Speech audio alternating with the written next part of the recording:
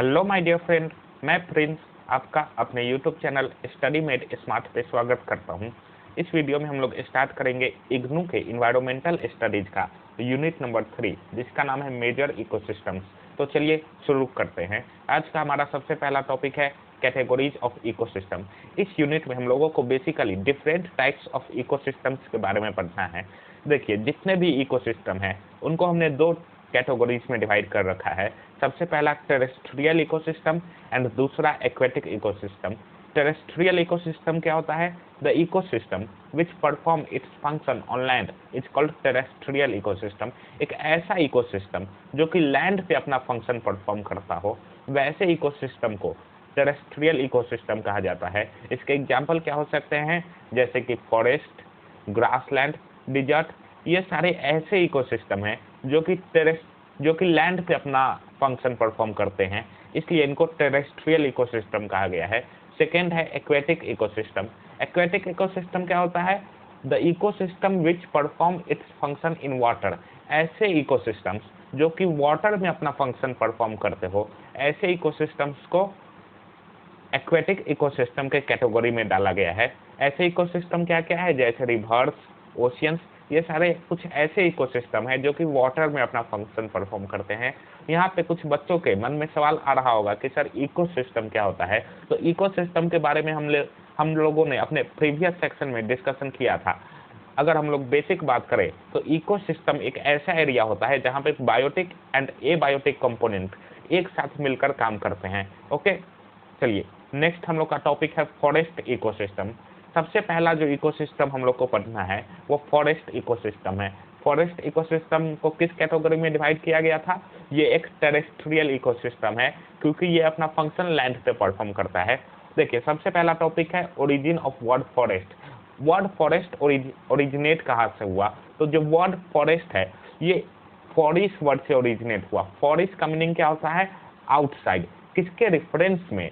ये एक विलेज के रेफरेंस में बोला गया है कि एक विलेज के आउटसाइड में जितने भी एरिया है उनको फॉरेस्ट कहा जाता है। ओके, लेकिन आज के समय में फॉरेस्ट का डिफिनेशन इवॉल्व हो चुका है।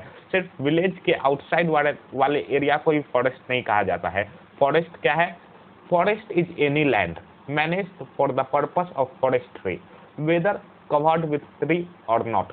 फॉरेस्ट एक ऐसा लैंड है जो कि फॉरेस्ट्री के पर्पस के लिए यूज किया जाता है। उसमें पेड़ हो या नहीं हो, उससे हमें कोई मतलब नहीं होना चाहिए। अगर वो एरिया ऑफ फॉरेस्ट्री के पर्पस के लिए यूज किया जाता है तो वैसे एरिया को फॉरेस्ट कहा जाएगा। अब आप लोगों के मन में सवाल आ रहा होगा कि सर फॉरेस्ट्री क्या होता है? तो forestry is the science of planting and taking care of trees in forest. Forestry क्या है? एक ऐसा साइंस है जिसमें कि हम लोग ट्रीज को प्लांट करते हैं या फिर ट्रीज का देखभाल करते हैं, वैसे साइंस को फॉरेस्ट्री कहा जाता है। ओके, आई होप आप लोगों को फॉरेस्ट्री क्लियर होगा। देखिए, अब हम लोगों को पढ़ना है टाइप्स ऑफ फॉरेस्ट। फॉरेस्ट कितने टाइप के होते हैं ये जानने से पहले हम लोग ये जान लेते हैं कि फॉरेस्ट को किस बेसिस पे बांटा गया है। Forest are categorised on the basis of nature of soil, local topography and availability of water. देखिए, कुछ मेजर क्राइटेरियाज है जिनके बेसिस पे फॉरेस्ट को बांटा गया है। वह क्राइटेरियाज क्या क्या है? जैसे नेचर ऑफ सॉइल कैसा है उस एरिया में, उस एरिया का टोपोग्राफी कैसा है। तो टोपोग्राफी मीन्स होता है the physical characteristics of land. Means वो लैंड एक प्लेन है या फिर वो प्लेट्यू है या फिर वो माउंटेन रीजन है। ये हो गया हम लोगों का topography. And availability of water, उस एरिया में वाटर कितना अवेलेबल है। जितना ज़्यादा वाटर अवेलेबल होगा, नंबर ऑफ ट्रीज उतने ही ज़्यादा होंगे। वहाँ पे एवरग्रीन ट्रीज होंगे, मीन्स ऐसे ट्रीज होंगे जो सालों भर अपने पत्ते नहीं झाड़ते हैं। Okay, so availability of water भी एक मेजर क्राइटेरिया है फॉरेस्ट को कैटेगराइज करने के लिए। The factor, these factor determine the distribution of trees in the forest। ये सारे फैक्टर ही हम लोगों के ट्रीज कैसे होंगे एक फॉरेस्ट में उसको डिटरमाइन करते हैं। आई होप आपको क्लियर होगा कि फॉरेस्ट को किस बेसिस पे बांटा गया है। फॉरेस्ट को nature of soil, local topography and availability of water के बेसिस पे बांटा गया है। ओके, नाउ नेक्स्ट हम लोगों का टॉपिक है, सबसे पहला टाइप है फॉरेस्ट का कॉनिफेरस फॉरेस्ट। कॉनिफेरस फॉरेस्ट क्या होता है चलिए देखते हैं। सबसे पहले हम लोग देख लेते हैं कि कॉनिफेरस फॉरेस्ट किस जगह पे सिचुएटेड होता है, मीन्स उसका लोकेशन क्या है। These forests are present in cold regions with high rainfall and seasonal climate with long winter and short summer.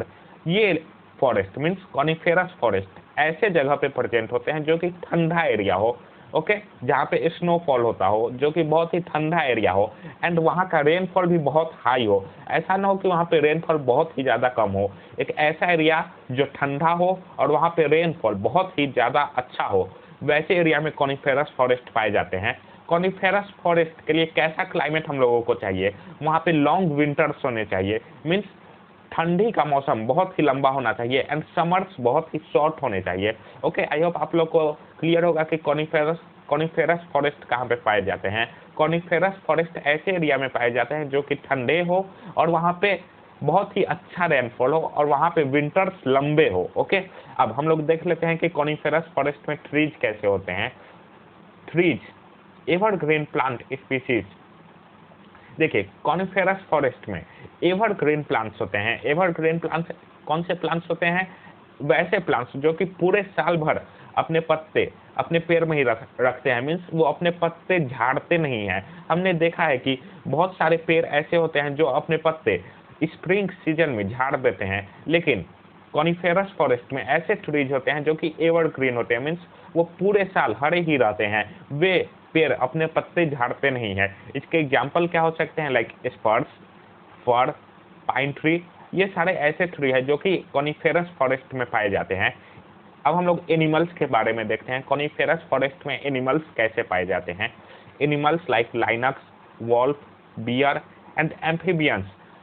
Okay, so coniferous forest में ऐसे एनिमल्स पाए जाते हैं जो कि ठंडे क्लाइमेट में अपने आप को ढाल सके, मीन्स वो ठंडे रीजन में अपने आप को सर्वाइव कर सके। ऐसे एनिमल्स कॉनिफेरस फॉरेस्ट में पाए जाते हैं। यहाँ पे आपको एक नोट बतलाया गया है कि soil present in these forests are acidic and mineral deficient, hence a small amount of tree grow in these forests।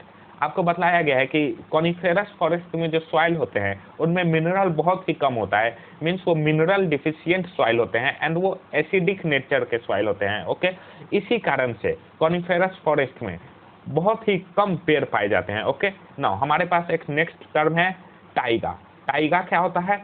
The term taiga is used for coniferous forest in North America. North America में coniferous forest को taiga के नाम से जाना जाता है। Okay, I hope आपको taiga clear होगा। It is also called boreal forest और स्नो फॉरेस्ट। इसको बोरेल फॉरेस्ट भी कहा जाता है। बोरेल फॉरेस्ट क्यों कहा जाता है? क्योंकि ये बहुत ही ठंडे फॉरेस्ट होते हैं। यहाँ पे ऐसे पेड़ पाए जाते हैं जो कि कभी अपने पत्ते झाड़ते नहीं है, इसी को बोरेल फॉरेस्ट कहा जाता है। ओके, एंड इसको स्नो फॉरेस्ट भी कहा जाता है। क्यों? क्योंकि ये बहुत ही ज्यादा ठंडे फॉरेस्ट होते हैं। आई होप आपको टाइगा टर्म क्लियर होगा। नाउ नेक्स्ट हम लोगों के पास है second type of forest, that is temperate deciduous forest. Second type of forest हम लोग का क्या है? Temperate deciduous forest. सबसे पहले हम लोग इसका लोकेशन देखते हैं।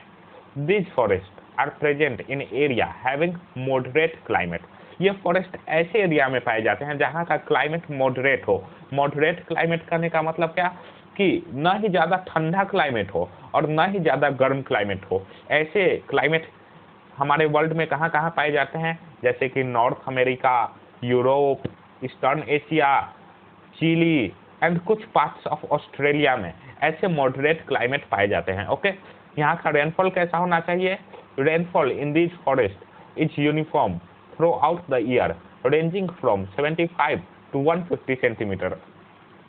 डेसिडुअस फॉरेस्ट में जो रेनफॉल होता है वो यूनिफॉर्म होता है, मीन्स पूरे साल इक्वली रेनफॉल होता है। जितना रेनफॉल वहाँ पे गर्मी में होता है उतना ही अप्रोक्सीमेटली सेम रेनफॉल वहाँ पे ठंड में भी होता है। एंड रेनफॉल का अमाउंट क्या होता है? 75 सेंटीमीटर से 150 सेंटीमीटर के बीच में। ओके, नाउ अब हम लोग देखते हैं कि डेसिडुअस फॉरेस्ट में ट्रीज कैसे पाए जाते हैं। These forests has broad leafed deciduous tree which shed their leaves in winter and grow new foliage in spring। देखिए, इसमें जो पेड़ होते हैं उनके पत्ते चौड़े होते हैं, मीन्स ब्रॉड लीफ होते हैं, एंड वो पेड़ डेसिडुअस नेचर के होते हैं। डेसिडुअस नेचर कहने का मतलब क्या है?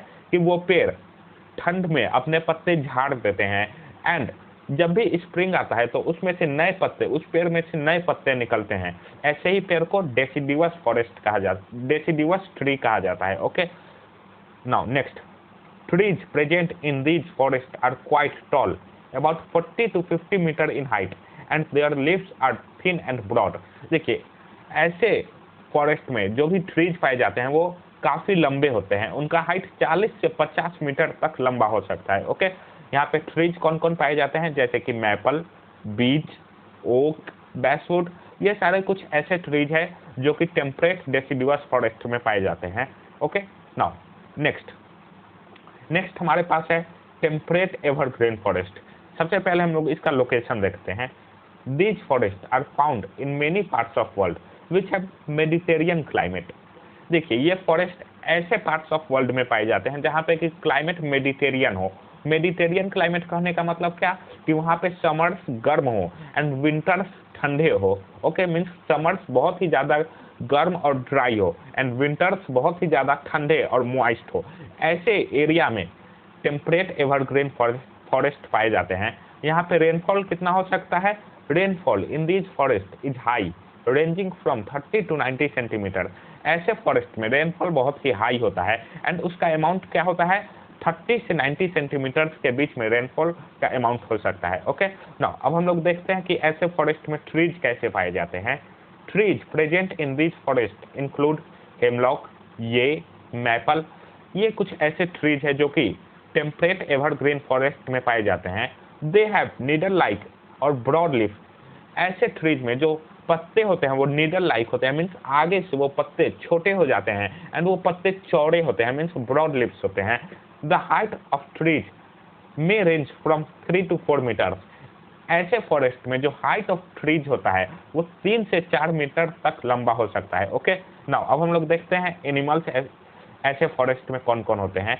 Animals present in this forest include deer, brush rabbit, wood rat, lizard. ये सारे कुछ ऐसे एनिमल्स हैं जो कि टेम्परेट एवरग्रीन फॉरेस्ट में पाए जाते हैं। मीन्स वैसे एनिमल्स जो कि एक नॉर्मल टेम्परेचर में सर्वाइव करते हैं, मीन्स 20-25 डिग्री 30 डिग्री सेल्सियस ऐसे टेम्परेचर में जो भी एनिमल्स सर्वाइव करते हैं वो एनिमल्स टेम्परेट एवरग्रीन फॉरेस्ट में पाए जाते हैं। ओके, नाउ नेक्स्ट हम लोगों के पास है टेम्परेट रेन फॉरेस्ट। सबसे पहले हम लोग इसका लोकेशन देखते हैं। Rainfall in this forest is high but fog is very heavy which may actually represent a more important source of water than rainfall। देखिए, टेम्परेट रेन फॉरेस्ट में रेनफॉल बहुत ही अच्छा होता है, लेकिन उससे भी ज्यादा उन फॉरेस्ट में फॉग होता है जो कि ज्यादा इंपॉर्टेंट सोर्स होता है वाटर का प्लांट्स के लिए। ओके, ऐसे फॉरेस्ट में रेनफॉल तो अच्छे होते ही है, लेकिन उससे भी ज्यादा फॉग प्रेजेंट होते हैं ऐसे फॉरेस्ट में। Note, these forest are colder than any other rain forest. Temperate rain forest जो होते हैं वो किसी भी रेन फॉरेस्ट से ज्यादा ठंडे होते हैं, चाहे वो ट्रॉपिकल रेन फॉरेस्ट हो या फिर वो सब ट्रॉपिकल रेन फॉरेस्ट हो। इन सबसे ज्यादा ठंडा क्लाइमेट टेम्परेट रेन फॉरेस्ट में होता है। ओके, यहाँ पे ट्रीज कैसे पाए जाते हैं, trees like oak, fir, maple and line, ये सारे कुछ ऐसे ट्रीज है जो कि टेम्परेट रेन फॉरेस्ट में पाए जाते हैं। एनिमल्स कैसे होते हैं यहाँ पे, like jaguar, wolf, deer, frog and rabbits, ये सारे कुछ ऐसे एनिमल्स है जो कि टेम्परेट रेन फॉरेस्ट में पाए जाते हैं। ओके, नाउ नेक्स्ट है हम लोगों का tropical rain forest. Tropical rain forest का हम लोग सबसे पहले लोकेशन देखते हैं। They are found near equator. Tropical rain forest कहाँ पे पाए जाते हैं, इक्वेटर के नजदीक में। इसके नाम से पता चल रहा है ट्रॉपिकल, मीन्स ये हम लोगों का अर्थ है ये इक्वेटर, एंड इस एरिया को हम लोग ट्रॉपिकल एरिया कहते हैं। सो इसी एरिया में ट्रॉपिकल रेन फॉरेस्ट पाए जाते हैं। Okay, temperature and humidity remains high and uniform. ऐसे फॉरेस्ट में टेम्परेचर बहुत ही हाई होता है, साथ ही साथ ह्यूमिडिटी भी इस फॉरेस्ट में हाई होता है। ह्यूमिडिटी मीन्स क्या होता है, the presence of water in atmosphere, means atmosphere में कितना वाटर प्रेजेंट है उसको ह्यूमिडिटी कहा जाता है। तो ऐसे फॉरेस्ट में ह्यूमिडिटी भी हाई होता है एंड पूरे साल यूनिफॉर्म ह्यूमिडिटी होता है। मीन्स ऐसा नहीं हो कि ठंड में ज्यादा ह्यूमिडिटी हो एंड गर्मी में कम, ऐसा नहीं होता है। पूरे साल यूनिफॉर्म ह्यूमिडिटी रहता है एंड टेम्परेचर भी अप्रोक्स यूनिफॉर्म ही रहता है। Okay, the annual rainfall exceeds 200 centimetre and generally distributed through out the year. यहाँ पे जो रेनफॉल होता है वो 200 सेंटीमीटर से भी ज़्यादा का रेनफॉल पूरे साल भर में यहाँ पे हो जाता है। एंड ये जनरली पूरे साल भर इक्वली डिस्ट्रीब्यूटेड रहता है। ऐसा नहीं कि मानसून में यहाँ ज़्यादा बारिश हो एंड समर्स एंड विंटर्स में कम बारिश हो, ऐसा नहीं होता है। यहाँ पे पूरे साल भर अप्रोक्सीमेटली यूनिफॉर्मली ही रेनफॉल डिस्ट्रीब्यूटेड रहता है। Okay, note, tropical rainforests are highly diversified. For a glance, a square kilometer of an area may contain 300 different species of tree. यहाँ पे आपको बताया गया है कि ट्रॉपिकल रेन फॉरेस्ट में जो स्पीसीज का संख्या होता है वो बहुत ज़्यादा होता है। आपको एक एग्जाम्पल दिया गया है कि 1 स्क्वायर किलोमीटर ऑफ लैंड में यहाँ पे 300 से भी ज़्यादा प्रकार के पेड़ पाए जा सकते हैं। ओके, नाउ अब हम लोग देखते हैं कि यहाँ पे ट्रीज कैसे प्रेजेंट होते हैं। Trees like Brazil nut, coconut tree, rosewood, ये सारे कुछ ऐसे ट्रीज है जो कि ट्रॉपिकल रेन फॉरेस्ट में पाए जाते हैं। यहाँ पे एनिमल्स कैसे होते हैं, like gorilla, chimpanzee, Jaguar, tiger, ये सारे कुछ ऐसे एनिमल्स हैं जो कि ट्रॉपिकल रेन फॉरेस्ट में पाए जाते हैं।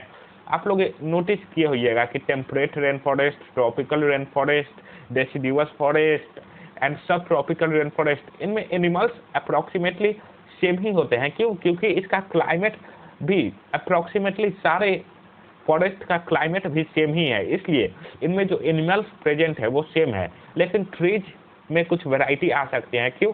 क्योंकि वहाँ पे रेनफॉल के अकॉर्डिंग टू, वाटर के अवेलेबिलिटी के अकॉर्डिंग टू यहाँ पे ट्रीज वेरी कर सकती हैं। ओके, नाउ नेक्स्ट हम लोगों का फॉरेस्ट है ट्रॉपिकल सीजनल फॉरेस्ट। इसी को मॉनसून फॉरेस्ट भी कहा जाता है।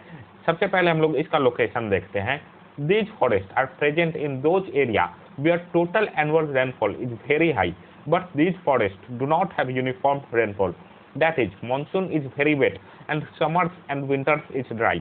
देखिए, ये फॉरेस्ट कुछ ऐसे एरिया में पाए जाते हैं जहाँ पे कि टोटल एनुअल रेनफॉल तो बहुत ही ज़्यादा हो, लेकिन ये पूरे साल भर इक्वली डिस्ट्रीब्यूटेड नहीं रहते हैं। यहाँ पे मानसून में बहुत ही ज़्यादा बारिश होती है और समर्स और विंटर्स यहाँ पे ड्राई होते हैं। मीन्स समर्स एंड विंटर्स में कम बारिश होती है, यहाँ पे मानसून में ज़्यादा बारिश होती है। इसी कारण से इसको मानसून फॉरेस्ट भी कहा जाता है। ओके, आई होप आपको क्लियर होगा कि मानसून फॉरेस्ट क्या होता है। ऐसे फॉरेस्ट जहाँ पे कि मानसून में बहुत ही हाई रेनफॉल होता है। Okay, note, the annual precipitation means total annual rainfall in this forest is more than that of tropical rain forest. Tropical seasonal forest means monsoon forest में जो टोटल एनुअल रेनफॉल है, मतलब कि पूरे साल भर में कितना बारिश हुआ है, वो सबसे ज़्यादा होता है। ट्रॉपिकल रेन फॉरेस्ट से भी ज़्यादा बारिश ट्रॉपिकल सीजनल फॉरेस्ट में होता है, लेकिन यहाँ पे मॉनसून के समय में कुछ ज़्यादा ही बारिश हो जाता है। ओके, नाउ अब हम लोग देखते हैं कि यहाँ पे ट्रीज कैसे प्रेजेंट होते हैं। टीक, बैम्बू, ये सारे कुछ ऐसे ट्रीज है जो कि यहाँ पे प्रेजेंट होते हैं। एंड एनिमल्स कैसे होते हैं, गोरिल्ला, चिंपैंजी, जैगुआर, ये सारे कुछ ऐसे एनिमल्स हैं जो कि मॉनसून फॉरेस्ट में पाए जाते हैं। यहाँ पे आपको बताया गया है कि same as tropical rain forest means tropical rain forest and tropical seasonal forest में जो एनिमल्स का वेराइटी है वो अप्रोक्सीमेटली सेम ही है। ओके, नाउ नेक्स्ट हम लोगों के पास है इम्पोर्टेंस ऑफ फॉरेस्ट। फॉरेस्ट का ह्यूमंस के लिए क्या इंपॉर्टेंस है, चलिए देखते हैं। सबसे पहला importance, forest provide wood which is used as fuel. देखिए, फॉरेस्ट से हम लोगों को वुड मिलता है जो कि फ्यूल के तौर पे यूज किया जाता है। पुराने ज़माने में तो जितने भी फ्यूल होते थे वो वुड के यूज से ही पाए जाते थे। मीन्स पुराने ज़माने में पेट्रोलियम ये सब तो कुछ थे नहीं, सो वुड एकमात्र सोर्स था फ्यूल का। Okay, now next, forest provide raw material to various wood industry like pulp and paper, manmade fibre, matches, furniture. Second importance में आपको बताया गया है कि फॉरेस्ट से बहुत सारे इंडस्ट्रीज को रॉ मटेरियल मिलता है।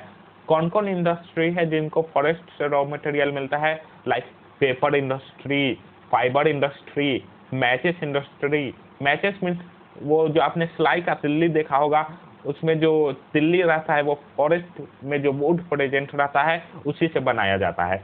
फर्नीचर इंडस्ट्री, ये सारे कुछ ऐसे इंडस्ट्री है जो कि फॉरेस्ट से अपना रॉ मटेरियल लेते हैं। Okay, now next, forest provide product like essential oil seeds, medicinal plants, कत्था। देखिए, फॉरेस्ट से हम लोगों को वुड तो मिलता ही है, इसके अलावा हम लोगों को और भी बहुत सारे प्रोडक्ट्स मिलते हैं लाइक ऑयल सीड्स हम लोगों को फॉरेस्ट से मिलते हैं। कुछ मेडिसिनल प्लांट्स जो कि मेडिसिन बनाने में इस्तेमाल किए जाते हैं। ये मेडिसिनल प्लांट्स भी हम लोगों को फॉरेस्ट से मिलते हैं। कत्था हम लोगों को फॉरेस्ट से मिलता है। कत्था क्या होता है? आप लोग पान जानते होंगे, पान पे एक पेस्ट लगाया जाता है जिससे कि पान का कलर बढ़ जाता है, उसको हम लोग कत्था बोलते हैं। ओके, उस पेस्ट को कत्था बोला जाता है। ओके, नाउ नेक्स्ट इंपॉर्टेंस क्या है? Apart from products, forests have great biological importance because forests have reservoir of various diversity means species। देखिए, फॉरेस्ट से हम लोगों को प्रोडक्ट तो मिलते ही है, साथ ही साथ फॉरेस्ट का बायोलॉजिकली भी बहुत ज़्यादा इंपॉर्टेंस है। क्यों? क्योंकि फॉरेस्ट में एक लार्ज वैरायटी ऑफ स्पीसीज पाए जाते हैं। ओके, वहाँ पे बहुत सारे प्रकार के ट्रीज मिल जाते हैं, बहुत सारे एनिमल्स मिल जाते हैं। सो बायोलॉजिकली भी फॉरेस्ट का बहुत ही ज़्यादा इंपॉर्टेंस है। Okay, now next, forest enhance water holding capacity of soil and regulate water cycle। देखिए, फॉरेस्ट सॉइल के वाटर होल्डिंग कैपेसिटी को इंक्रीज कर देता है। क्यों? क्योंकि वहाँ पे एक ही जगह पे बहुत ज़्यादा पेड़ होते हैं जिससे कि वाटर होल्डिंग कैपेसिटी बढ़ जाता है। एंड फॉरेस्ट वाटर साइकिल को भी रेगुलेट करने में हेल्प करता है। सो ये सारे कुछ इंपॉर्टेंस थे फॉरेस्ट के। ओके, नाउ नेक्स्ट है हम लोगों का फॉरेस्ट कंजर्वेशन। देखिए, हमने फॉरेस्ट का बहुत ही ज़्यादा एक्सप्लॉइटेशन किया है जिसके कारण कि फॉरेस्ट खत्म होते जा रहे हैं। इसलिए हम लोगों को फॉरेस्ट को बचाने की जरूरत है। इसी को हम लोग फॉरेस्ट कंजर्वेशन कहते हैं। The method of protecting forest is forest conservation. Okay, अब देखिए हम लोग फॉरेस्ट कंजर्वेशन कैसे कर सकते हैं। उससे पहले हम लोग देख लेते हैं कि फॉरेस्ट हम लोगों का डैमेज कैसे होता है। Urbanisation, expansion of agriculture and extraction of timber lead to serious threat to forest worldwide. कुछ ऐसे प्रोसेसेस है लाइक अर्बनाइजेशन। अर्बनाइजेशन क्या होता है? लाइक हमने फॉरेस्ट को काट के कुछ बड़ा सिटी का वहाँ पे इस्टेब्लिशमेंट कर दिया, इसको अर्बनाइजेशन कहा जाता है। एग्रीकल्चर के लिए हमने फॉरेस्ट को काट दिया जिससे कि हम लोगों को एग्रीकल्चर का जमीन मिल सके। हमने बहुत ज़्यादा वुड फॉरेस्ट से एक्सट्रैक्ट कर लिया, इससे कि फॉरेस्ट को बहुत ही ज़्यादा खतरा है। Hence we need to conserve forest. इन्हीं सब कारणों से हम लोगों को फॉरेस्ट को बचाने की जरूरत पड़ती है। The conservation of forest can be done by using the following methods. Forest conservation हम लोग फॉलोइंग मेथड्स का यूज करके कर सकते हैं। वो सारे मेथड्स क्या हैं, चलिए हम लोग देखते हैं।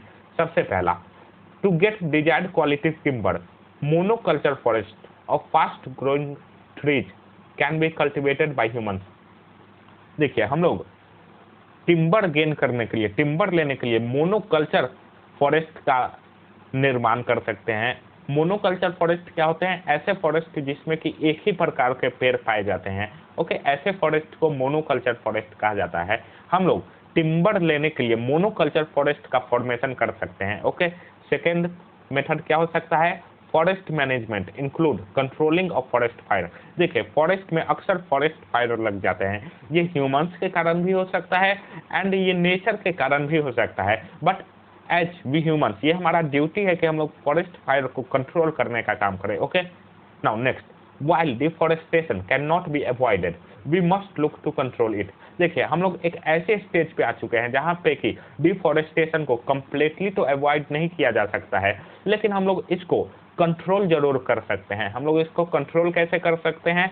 Young and immature trees should not be cut. जो यंग ट्री है, जो कि अभी तक कंप्लीटली ग्रो नहीं किए हैं, वैसे ट्री को हम लोग नहीं काटेंगे। इससे कि डिफॉरेस्टेशन को कंट्रोल में लाया जा सकता है। ओके, ये सारे कुछ ऐसे मेथड्स है जिससे कि फॉरेस्ट कंजर्वेशन किया जा सकता है। ओके, आप कुछ और भी अपना नया मेथड आप कुछ और भी सोचकर एग्जाम में लिख सकते हैं। ये कुछ मेजर 3 मेथड थे जो कि आपके बुक में दिए गए हैं। ओके, नाउ नेक्स्ट हम लोग का टॉपिक है ग्रासलैंड इकोसिस्टम।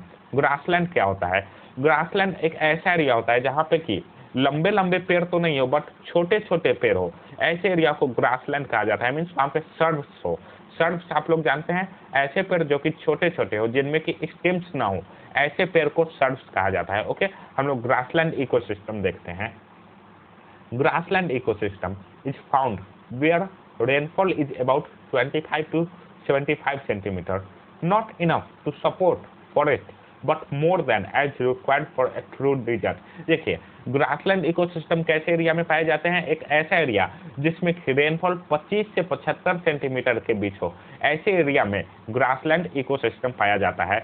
ऐसे एरिया में जहाँ पे कि रेनफॉल 25 से 75 सेंटीमीटर हो, ऐसे एरिया में ग्रासलैंड का फॉर्मेशन क्यों हो जाता है, क्योंकि ये जो अमाउंट ऑफ रेनफॉल है ये इतना अवेलेबल नहीं है जिससे कि एक फॉरेस्ट ग्रो हो सके, लेकिन ये इतना भी कम नहीं है कि वो लैंड पूरा डिजर्ट ही बन जाए। ये एक ऐसा अमाउंट ऑफ रेनफॉल है जिसमें कि न फॉरेस्ट बन सकते हैं न डिजर्ट बन सकते हैं, तो इन दोनों का इंटरमीडिएट दैट इज ग्रासलैंड का फॉर्मेशन हो जाता है। Okay, generally grassland is found in temperate climate. जैसे देखिए जनरली ग्रासलैंड एक ऐसे क्लाइमेट में पाया जाता है जो कि नहीं ज़्यादा ठंडा हो नहीं ज़्यादा गर्म हो, एक ऐसा क्लाइमेट जो कि टेम्परेट हो। टेम्परेट मीन्स मीडियम क्लाइमेट में ग्रासलैंड पाया जाता है। Okay, in grassland the growth of plants is triggered in the beginning of monsoon during June और early July. The biomass means number of plants reaches to its peak in around September और अक्टूबर। in around November the plants dry up। देखिए इस section में आपको बताया गया है कि ग्रासलैंड इकोसिस्टम में प्लांट्स कैसे इवॉल्व करते हैं। तो जैसे ही मॉनसून स्टार्ट होता है दैट इज जून या फिर अर्ली जुलाई में, तो वहाँ पे प्लांट्स ग्रो होना शुरू होते हैं। ओके, उसके बाद जैसे जैसे वो ग्रो होते हैं, जैसे जैसे सितंबर अक्टूबर आता है, तो प्लांट्स का जो नंबर होता है, नंबर ऑफ प्लांट्स अपने मैक्सिमम पे पहुंच जाता है सितंबर एंड अक्टूबर के समय में। एंड अगेन धीरे धीरे वो झड़ने लगते हैं, मीन्स जैसे जैसे विंटर सीजन आता है, मीन्स नवंबर का टाइम जैसे जैसे आता है प्लांट्स सूखने लगते हैं। तो ये एक साइकिल बन जाता है। ओके, फिर नेक्स्ट ईयर में जैसे ही मानसून आता है तो नए प्लांट्स ग्रो होना शुरू हो जाते हैं। तो ये एक साइकिल बन जाता है। ओके, सो आपको क्लियर होगा कि ग्रासलैंड में प्लांट्स कैसे इवॉल्व करते हैं। Okay, note in subtropical parts of India which receive winter rainfall, a second flux of growth is triggered in December and January। देखिए हमने देखा कि ग्रासलैंड में जो प्लांट्स होते हैं वो मानसून सीजन दैट इज जून या फिर जुलाई में ग्रो होना शुरू होते हैं, लेकिन कुछ ऐसे पार्ट्स है वर्ल्ड के लाइक सब ट्रॉपिकल पार्ट्स ऑफ इंडिया, इनमें कि दिसंबर और जनवरी में भी बारिश हो जाता है। ओके, सो ऐसे पार्ट्स में ग्रासलैंड में प्लांट्स दिसंबर या जनवरी में भी आना शुरू हो जाते हैं। इसको हम लोग सेकेंड फ्लक्स ऑफ ग्रोथ कहते हैं। ओके, आई होप आपको क्लियर होगा कि ग्रासलैंड में प्लांट्स कैसे इवॉल्व करते हैं। नाउ नेक्स्ट हम लोगों के पास है इंपॉर्टेंस ऑफ ग्रासलैंड। ग्रासलैंड का ह्यूमंस के लिए क्या इंपॉर्टेंस है देखते हैं। Grassland ecosystem are important to maintain many domestic and wild herbivores like horse, ass, cow, sheep. देखिए ग्रासलैंड में सर्व्स होते हैं, मीन्स छोटे छोटे पेड़ होते हैं। ये पेड़ हर्बीवोरस एनिमल्स खाते हैं। Okay, herbivores animals like horse, ass, cow, ये सारे कुछ ऐसे एनिमल्स हैं जो कि ग्रासलैंड से अपना फूड एक्वायर करते हैं। ओके, ये एनिमल्स डोमेस्टिक भी हो सकते हैं या फिर ये वाइल्ड एनिमल्स भी हो सकते हैं। These animals provide food, milk to humans. ये सारे कुछ ऐसे एनिमल्स हैं जो कि ह्यूमंस को फूड प्रोवाइड करते हैं, मिल्क प्रोवाइड करते हैं, शीप से हम लोगों को उल मिलता है। सो ये सारे कुछ ऐसे एनिमल्स हैं जो कि ह्यूमंस को कुछ प्रोडक्ट्स प्रोवाइड करते हैं, एंड ये एनिमल्स डायरेक्टली ग्रासलैंड पे डिपेंडेंट होते हैं। हेंस ग्रासलैंड ह्यूमंस के लिए भी इंपॉर्टेंट है। क्यों? क्योंकि इससे हर्बीवोरस एनिमल्स अपना फूड एक्वायर करते हैं। ओके, नाउ नेक्स्ट हम लोगों के पास है डिजर्ट इकोसिस्टम। डिजर्ट इकोसिस्टम कहाँ पे लोकेटेड होता है, चलिए देखते हैं।